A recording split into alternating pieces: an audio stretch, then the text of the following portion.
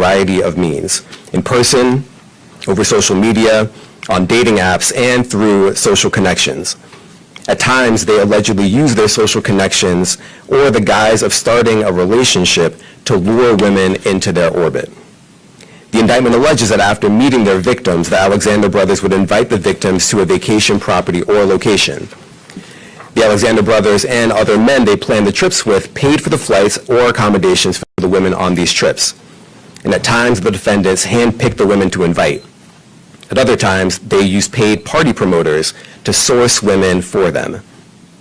The indictment also alleges that in advance of these events, the Alexander brothers and others procured drugs that they agreed to provide to the women, including cocaine, mushrooms, and GHB. As we allege, these drugs caused some of the women to be physically unable to fight back or to escape. Then, as alleged, the Alexander brothers, sometimes acting alone, sometimes with each other, and sometimes with other men, forcibly raped and assaulted the women.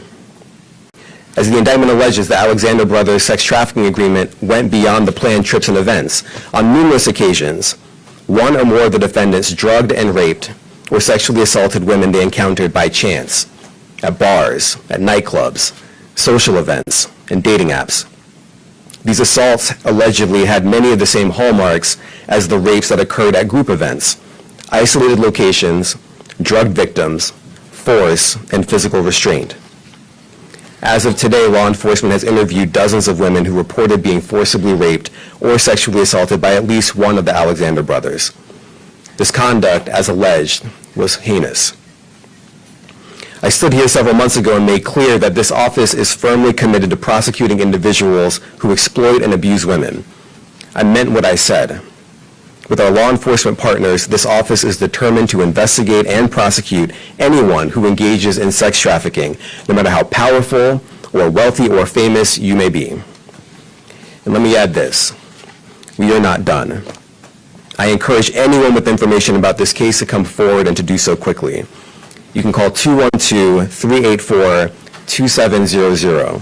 You can also email at alexander-case@fbi.gov.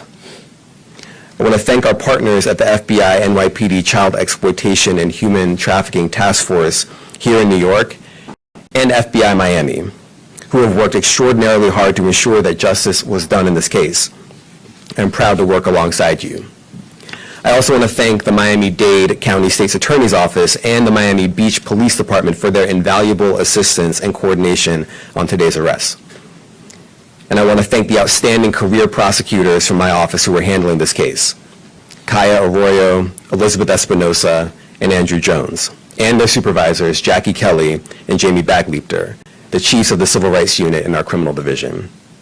Now I'm going to turn the podium over to FBI Assistant Director in Charge, James Dennehy.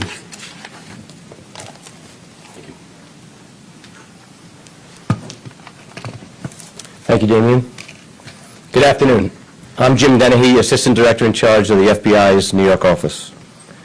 The charges unsealed today for Tal, Oren, and Alon Alexander detail heinous crimes allegedly carried out by these individuals. The Alexander brothers allegedly conspired to prey on innocent women, coercing them into engaging in sexual acts. The defendants allegedly used their wealth and status to recruit and pay for the travel of their intended victims, and then manipulated them into participating in sexual acts without their consent. The FBI's investigations into these types of cases are only possible because of the bravery victims show in coming forward. We are committed to doing everything in our power to advocate for victims. The FBI has dedicated professionals ready to support them. We will hold those who victimize them responsible for their actions. If you or someone you know is a victim in this case, the number to call is 1-800-CALL-FBI, or email us at alexander-case@fbi.gov. We will not allow this type of alleged behavior to go unimpeded. Predators forcefully coercing victims into sexual acts cannot and will not be tolerated. The FBI, along with our law enforcement partners, are committed to investigating sex trafficking and ensuring anyone attempting to engage in it is held accountable in the criminal justice system. I'd like to thank the U.S. Attorney for the Southern District of New York, Damian Williams, and the members of SDNY's Civil Rights Unit. I'd also like to thank the NYPD's Detective Bureau and its Specialty Enforcement Division and Special Victims Division Human Trafficking Unit, and the FBI Miami Field Office. I'd also like to thank the Miami Beach Police Department, the Bal Harbor Police Department, and the Miami-Dade State Attorney's Office Human Trafficking Task Force. And finally, I'd like to thank the dedicated investigators and personnel from the FBI NYPD Child Exploitation Human Trafficking Task Force. Thank you. All right, I'll take some questions. Alice, CBS. You said dozens of victims. Can you be a little bit more specific in terms of number of victims? I can't be more specific. There is more detail that's laid out in the detention letter that we have filed at this point. We have filed it, so it's publicly available. And we talk about, we've interviewed a lot of people, and that the conduct that we've been investigating goes all the way back to when these defendants were in high school. And so the number is quite significant in terms of victims. Thank you. Next question. Darla, ABC. Good afternoon. Can you talk about when your office began this investigation, if it coincided with any civil lawsuit that was filed? So how long has your office been investigating it? And also explain the timing of today's arrest. Was there something in particular that precipitated this arrest today? Just if you can explain the timeline going back and why today. Sure, so I can answer part of the question. So the detail as to whether or when we opened the investigation is not in any public document, so I won't be able to speak to that. In terms of the timing, I mean, we go when we're ready. And we mentioned that there was an action in coordination with the Miami-Dade County State's Attorney. They have their own charging instrument as well. And so we were able to move together.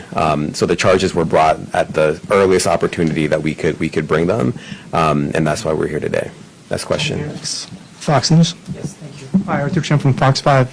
You indicated that there were others involved. Are there other people that you're looking for? And will the brothers be coming here to New York because it's a Southern District case? So they will be coming to New York. The mechanics for that are not worth getting into, but we will be able to get them into federal custody and up here to answer to these charges here in New York. In terms of other people that we're looking at, I can't get into who else is under investigation. I will just repeat what we said, not only in the indictment but in my remarks, that they were not acting alone. I reference other people. And so we will continue investigating as long and as hard as it takes to get to the bottom of the full scope of the conduct that we have here. Next question. Luke Cohen, Reuters. Hi, thanks so much for doing this. You mentioned the office's firm commitment to rooting out sex trafficking. Has there been any sort of surge in resources to the Civil Rights Division, a change in emphasis internally? How have you acted on that commitment? How have you brought so many of these cases? Well, I mean, it really is because of the extraordinary work of the career prosecutors to my left. That's number one. The Southern District has always been committed to bringing big, expansive, ambitious sex trafficking cases that send a message to predators and people who support them that conduct is heinous and has to absolutely stop. When I became U.S. Attorney, I did note that the responsibility for investigating sex trafficking was rather diffuse all across the office. And so we stood up a civil rights unit in the criminal division to not only address the spike in hate crimes and other types of offenses that I thought needed more focus, but also to centralize the handling of sex trafficking work. And so you recently saw the case against Sean Combs that we announced. That was out of our civil rights unit, and now this one. And so, yes, there has been additional resources and time and attention, and they're bringing their expertise to bear along with our law enforcement partners who have long been committed to this work. But I'm very proud of everything that they're doing and expect that to continue in the future. Next question. Molly Crane, Daily News. Hi, Damien. Thank you for having us. It's just a course. quick question. This is a superseding indictment. Can you shed some light on what preceded it, or is there something more there that we're not seeing? There is something more there, but it's not worth seeing, I would say. But I know you're not going to take my word for it, but you have to take my word for it at this point. Okay, next question. Hi. This is such an interesting case because, as you mentioned, it dates back over a decade, I believe, and with so many different women allegedly involved in this, I'm just wondering if you can speak to the seriousity of the charges and some of the complications or challenges that you might have in gathering evidence and testimony in a case like this. Well, we always have complexity in these kinds of cases. They're very sensitive. People have already been victimized, and engaging with law enforcement is in and of itself requires a leap of faith, right? That accountability can be at the end of that process. Another reason why I'm so proud of the career prosecutors and agents who work on these kinds of cases is that they understand how to approach them appropriately, to be able to bring comfort to the victims, to build trust with victims, and understand that it's a very fraught process to have to explain some of the darkest moments of someone's life, yet again, in a law enforcement context. Another reason why it's important that I reiterate the call for people out there, if they have been victimized, if they know information about these three defendants, that they come forward and know that they're going to be in good hands speaking to us, and that we're absolutely going to do right by them. And so that is always a challenge. It's a challenge in this case, but as you can see from today's indictment, it's one that we are prepared to overcome. And you mentioned you believe this behavior may have started in high school. Do you expect more victims to come forward? That's the hope. And over time, just through our practice and seeing how these cases play out, more often than not, more people do come forward. It does take a tremendous bravery, as Jim said, for the victims to speak out, but when they do, other people tend to gather that bravery as well. Bravery can be very infectious, especially in this kind of context, and that's our hope in bringing this case right now. Next question. Roger Stone. Can you tell us what happened to these women after they were victimized? They were flown to locations? Were they just left on the street? Were they flown home? What happened to them? Well, I would refer you to the detention memo that we filed. It has some details, including some very specific details about more than one victim and their experience, not only leading up to the incident that we allege, but also following the incident. And it's not worth me repeating right now, but these women were not cared for in any way at any point in the process. And yet another reason why I think it's important that we bring these kinds of actions to hold people who, after thorough investigation, we believe have committed these types of crimes. Last question, Kara Scannell, CNN. Thanks, Damien. I have two questions. The first one, this is multiple times that you've been at this podium talking about predatory, wealthy men abusing, raping, assaulting women or men. And I'm curious, how many more types of cases like this do you have in the pipeline? I can't give you an exact number, of course, but what I can say is that we are unfortunately busy with sex trafficking investigations, trafficking of all forms, human trafficking, labor trafficking. It's an area that we are very active in and focused on. It's not just the powerful, though. Obviously, those kinds of cases get more attention than others. I think we have seen over time that this kind of conduct, no one is immune from it. There are victims of all sorts. And the ones that keep me up the most at night are the ones where the people who have been victimized don't think that they have the ability to hold the wrongdoers accountable because they are not famous or well known. And so it really spans the gamut, I would say. And it's another reason why we're committed to this work, to make sure that someone is looking out for these people, and that people who are out there, whether they're rich and famous or not, know that on the other side of this conduct, if there are people like the FBI and the NYPD and the Southern District of New York Civil Rights Unit out there working it, there will be accountability. Even if it takes a little bit of time, there will be accountability. Thank you, everyone. One last question. Oh, sorry, go ahead. Are you guys involved in the investigation of Luigi Mangione?